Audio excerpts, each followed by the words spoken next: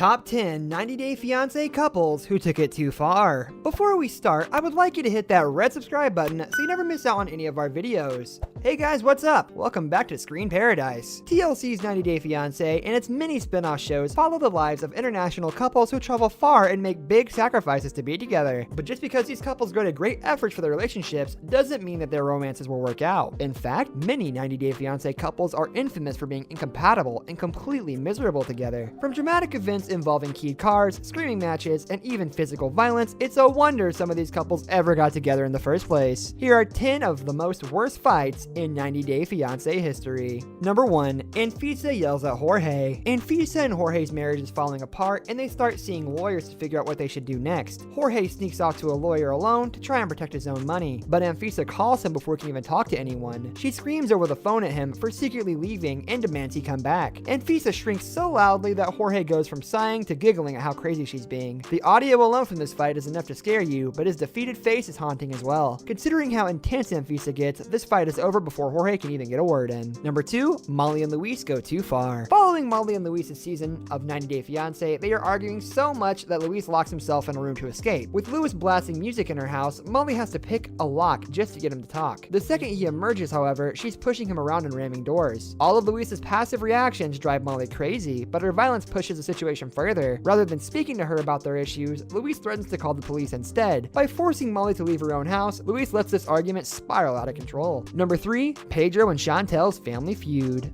Despite all the judgment Pedro gets from Chantals' family, he tries to patch things up over dinner. Chantal and her relatives immediately gang up on Pedro's sister Nicole, however, who can barely defend herself in English. When Pedro tries to switch seats to help his sibling, Chantal's brother, River, treats him like he's going too far. River starts yelling and smacks a light, which sends Pedro and eventually the entire family into a fist fight. The brawl gets so heated that the producers have to stop everyone from drawing blood. Pedro's skirmish with Chantal's family sticks out as a whole because of all the tears and physical blows it results in. Number 4, Mohamed and Danielle. Despite her terrible breakup with Mohamed, Danielle still decides to chase her ex all the way to Miami. Though she admits to traveling in hopes of winning Mohamed back, Danielle whips out her binder to scold him instead. She completely ignores his pleas and just reads out lines from her documents. When Danielle doesn't get her way, she throws her folders at Mohamed and threatens to deport him. Only the police can keep Danielle from taking things further, as Mohamed stands by, looking intensely frustrated. This shouting match becomes painfully embarrassing due to Danielle's out-of-control reactions and delusional attitude. Number 5, Nicole and Azan's blowout. Azan's fiancé Nicole is visiting him in Morocco, but she can't understand why couples don't show affection in public there. Rather than respecting Azan's culture for the trip, Nicole takes it personally and gets mad at her partner instead. Though Azan tries to explain why he's so restrained, Nicole just tells him that she's not a sit-and-listen kind of girl. Her utter lack of compassion angers Azan enough to make him question the relationship as well. While this couple could get over differences on parenting, Nicole's attitude is too immature here. And Azan and Nicole's fight is also frustrating to watch since both people refuse to compromise over something so simple.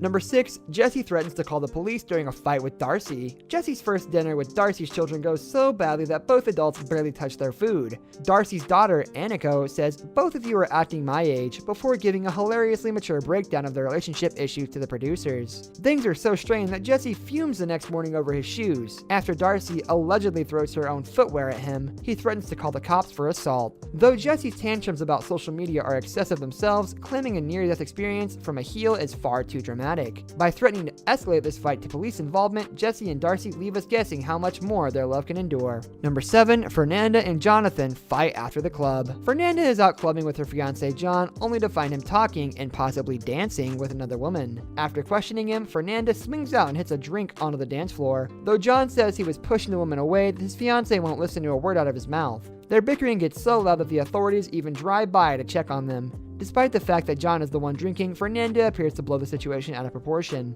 Though that's not to say she didn't have a right to be mad, but she could have reacted a bit less dramatically considering the circumstances. Number 8, Narcia hit Ololo for lying. After Narcia finds out that her online boyfriend, Lolo, is actually living in Vietnam instead of Alabama, she flies all the way to Hanoi to see him. Though she starts warming up to her beau again, a friend that they meet up with brings up Lolo's baby mama. Narcia gets mad at Lolo for talking to an ex behind her back, while also lying about her death. Since all he can do is get mad, Narcia loses her cool and smacks him with an ice cream. She's so upset that she won't talk to producers either, but her reaction is satisfying, giving all the lies. With all the drama in Narcia and Lola's relationship, this hit is as funny as it is exciting to watch. Number 9. Larissa and Colt's cousin have an explosive fight at family barbecue. From the moment she arrived in Las Vegas, Larissa made it clear that she was disappointed with the life her fiancé Colt was offering her, and she even shamed Colt's mother. Soon, at a family barbecue, his cousin John came by to talk to them. John didn't greet Larissa, and instead accused her of using Colt for his money. Larissa and John's yelling went from childish to hilariously outrageous. After John exploded in front of everyone, Larissa ridiculously shrieked, "Who is against the queen will die!" Thanks to everyone's overreactions and quotable lines, this feud only got more entertaining the longer it went on. Number 10.